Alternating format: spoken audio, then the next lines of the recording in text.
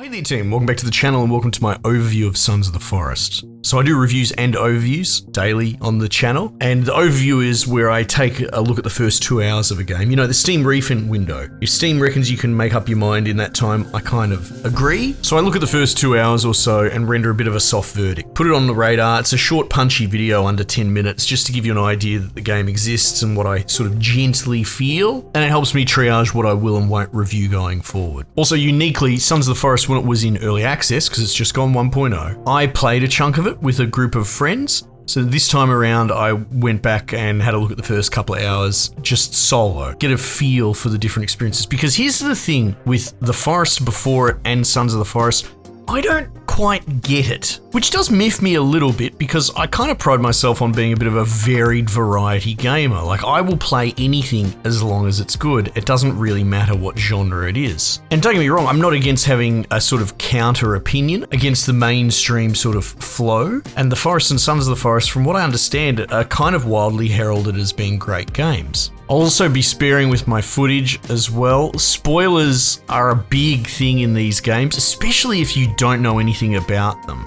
But for me, I will confess that it's a good game, and a year full of good games, you kind of have to separate the great from the good. And I feel like it doesn't ever quite reach those heights, much like the first game.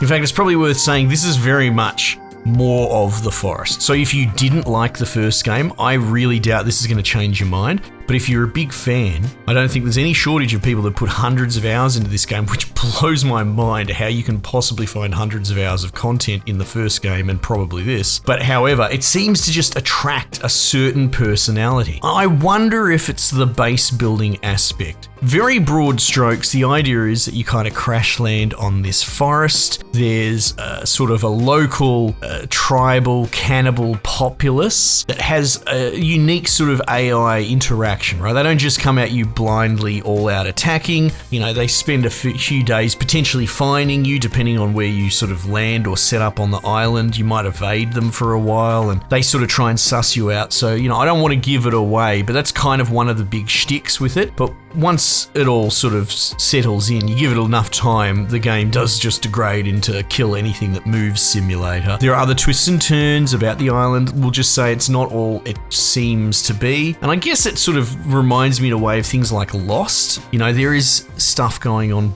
beneath the surface, figuratively and literally. But for someone who played like a chunk of the first Forest, out of general curiosity, again, less about being compelled and more about being compelled to find out why I don't get it and everyone else seems to. I kind of followed the narrative thread and it was okay, but I never felt it was worth the payoff. I'll do my best to try and explain my issues. Again, I don't really want to go into it too much because it's not a full-fledged review. I'm not necessarily saying this is bad. What it does right is probably worth mentioning straight up.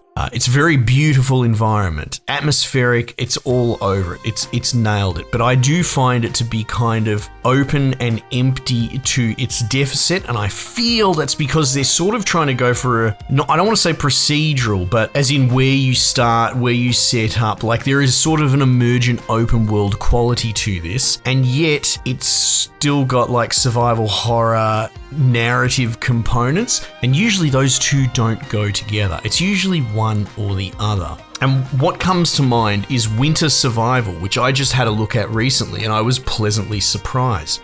It's got some very gamey, hardcore survival mechanics, much like The Long Dark, and it has a narrative underpinning it. But the game very much leans into survival mechanics, right? Just keeping yourself fed and watered and not starving, managing all your bars. That is the gameplay loop. It's very engaging. I'm not trying to make this a review about the other game, but it just seems actually great timing to compare the two. The survival mechanics, I would say, and I don't think this is controversial, are almost non-existent. They're very light, dare I say casual, especially when you compare to their contemporaries in the field. You've got food, you've got water, you've got fatigue, you know, like sleep. And I've been fairly nomadic in my time when I played it with the group and when I've been playing it now. And it doesn't take much to just stumble across camps filled with bloody 10 energy drinks and food packs and all that. And the motivation to sort of set up shop and create any sort of survival system is kind of null and void because this game